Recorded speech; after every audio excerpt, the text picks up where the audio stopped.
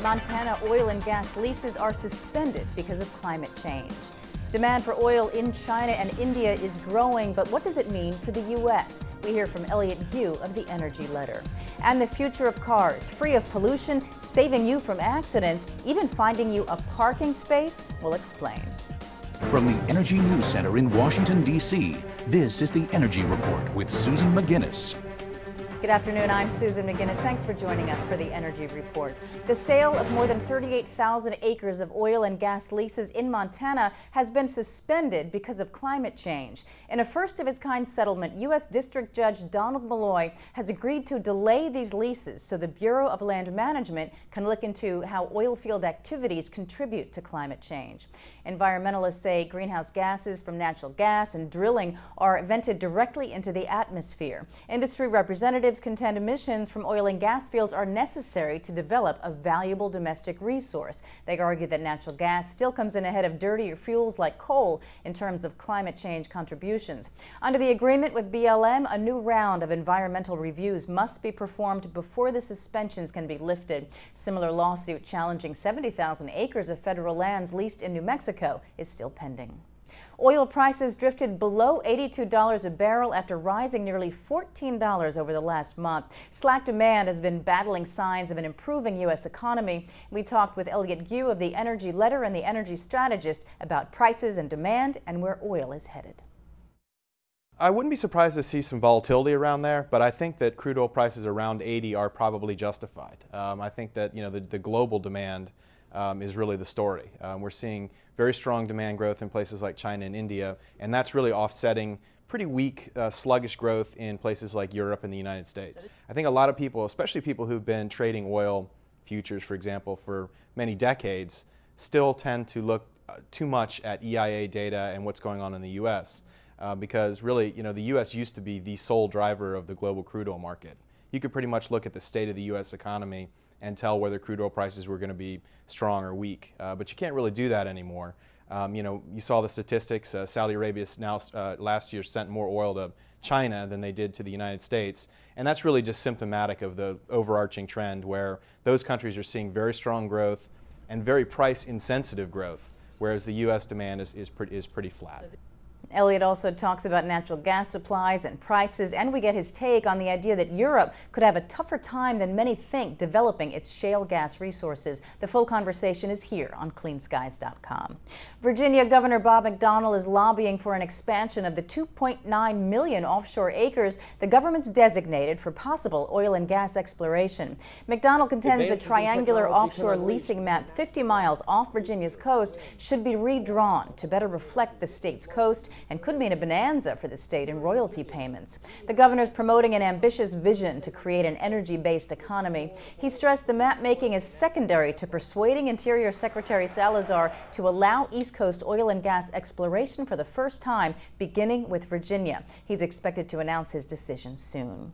Meantime, two environmental groups are challenging Virginia's legal action to block federal regulation of greenhouse gases. The Southern Environmental Law Center, on behalf of Wetlands Watch, filed a motion with the U.S. Court of Appeals in Washington supporting the Environmental Protection Agency's endangerment finding. The groups say Virginia Attorney General Ken Cuccinelli's challenge to EPA finding is an unwarranted stall tactic that is a dangerous distraction from the impacts of climate change. Cuccinelli is asking EPA to reconsider its conclusion that CO2 and other emissions contribute to global warming. He's also asking the Federal Appeals Court to review the decision. Australia's government has rejected a parliamentary report recommending against future sales of uranium to Russia. The country's trade minister says Russia meets non-proliferation requirements that all sales of uranium only be used for peaceful purposes.